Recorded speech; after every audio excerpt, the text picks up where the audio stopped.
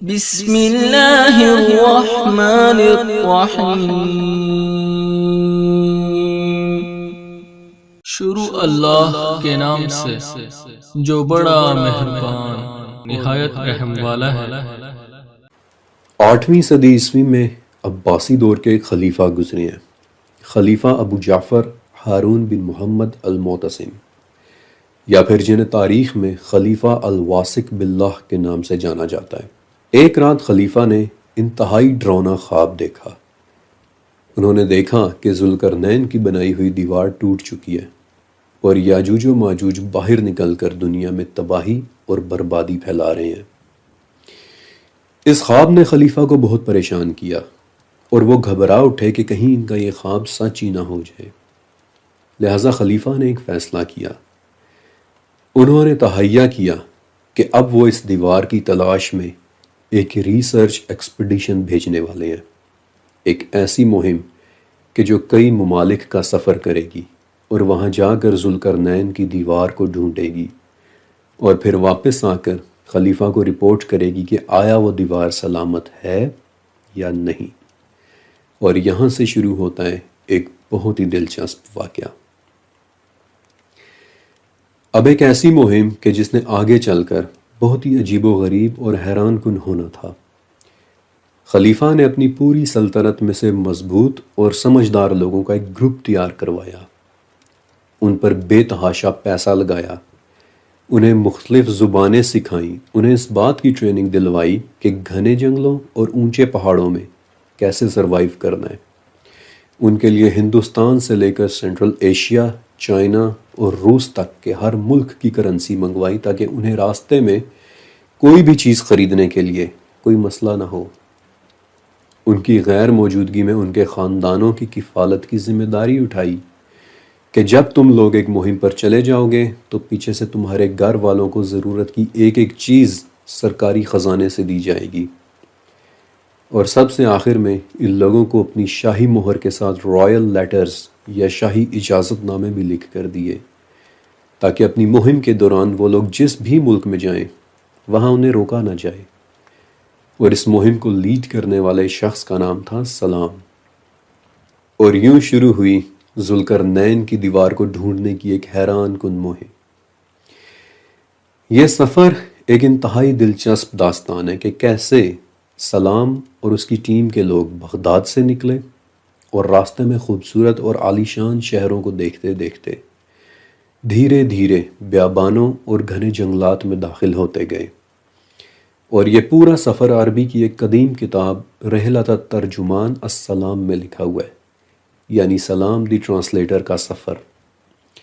جیسا کہ میں نے آپ کو بتایا کہ سلام اس گروپ کے لیڈر کا نام تھا اور اسے ٹرانسلیٹر یا مترجم اس لیے کہا جاتا ہے کیونکہ خلیفہ نے بے دریغ پیسہ خرچ کر کے اسے کئی زبانیں سکھائی تھیں۔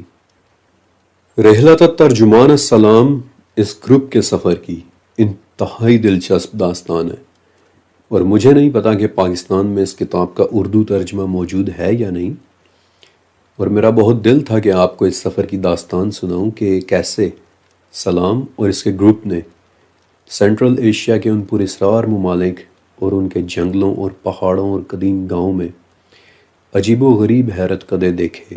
البتہ اس کتاب کا وہ پارٹ میں آپ کو ضرور بے ضرور سناؤں گا کہ جہاں یہ لوگ بالآخر سد ذوالقرنین تک پہنچے تھے، یعنی وہ جگہ کہ جو آج گوگل میپس کے آفیشیل ریکارڈ میں یاجوج اور ماجوج کی دیوار کے نام سے موجود ہے۔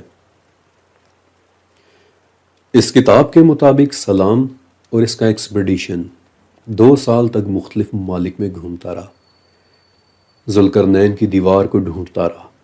وہ لوگ مختلف شہروں اور گاؤں کے لوگوں کے پاس ٹھہرتے، سرایوں میں ٹھہرتے، ان لوگوں سے عجیب و غریب جگہوں اور دیواروں کے متعلق پوچھتے، اور اس طرح عمر رسیدہ مقامی بوڑھوں سے واقعات پوچھتے پوچھتے یہ لوگ ایک ایسی جگہ پہ پہنچے کہ جہاں سے ہمیشہ بہت گندی بو آیا کرتی تھی، ایک بیابان جگہ کہ جہاں کوئی بھی انسان نہیں رہتا تھا۔ سلام نے اپنی رپورٹ میں بتایا کہ یہ جگہ اتنی دور ہے کہ اس کے قریب رہنے والے لوگ یہ بھی نہیں جانتے کہ خلیفہ کیا ہوتا ہے، اور سلام کے مطابق یہ وہ جگہ تھی کہ جہاں ان لوگوں نے ایک عجیب سنسان گھاٹی دیکھی کہ جسے ایک بہت بڑا ڈیم بنا کر اس کا راستہ بند کیا گیا تھا۔ سلام نے یہ بھی بتایا کہ اس ڈیم میں ایک دروازہ بھی تھا کہ جس پر لوہے کے بڑے بڑے تالے لگے ہوئے تھے، اور ان لوگوں نے دیکھا کہ اس ڈیم کے پاس کچھ بہت ہی بنیادی قسم کے کنسٹرکشن ٹولز بھی پڑے ہوئے ہیں، یعنی کہ وہ اوزار کے جن سے دیواریں تعمیر کی جاتی ہیں۔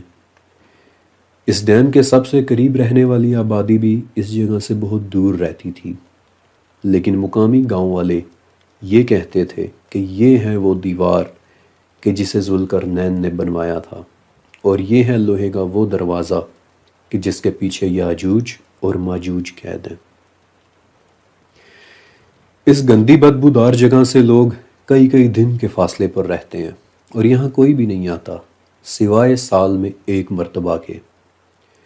سال میں صرف اور صرف ایک بار گاؤں والے یہاں آتے ہیں اور اس دروازے پر دستک دیتے ہیں تاکہ اندر موجود یاجوج اور ماجوج کو یہ پتہ چل جائے کہ اس دیوار کی حفاظت کرنے والے محافظ اب بھی باہر موجود ہیں۔ رحلت الترجمان السلام ایک انتہائی دلچسپ کتاب ہے۔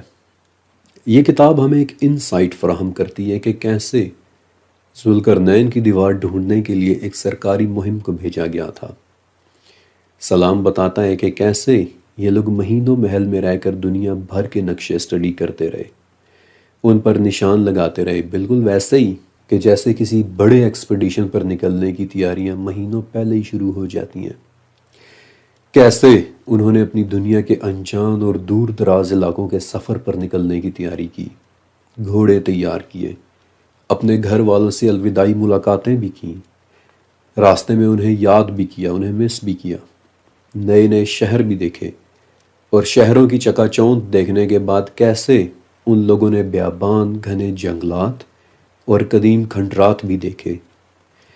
اپنے سفر کے دوران ان لوگوں نے ایسے ایسے خوبصورت چہرے بھی دیکھے کہ جنہیں دیکھ کر یقین ہی نہیں ہوتا تھا کہ کیا انسان اتنے خوبصورت بھی ہو سکتے ہیں، اور ایسے ایسے واقعات بھی سنے کہ جنہیں سن کر انسان حیرانیوں میں کھو جائے۔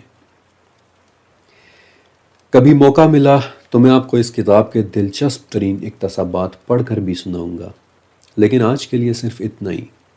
اور آخر میں ایک سوال کہ کیا سلام اور اس کی ٹیم واقعی ذوالقرنین کی دیوار تک پہنچ گئے تھے؟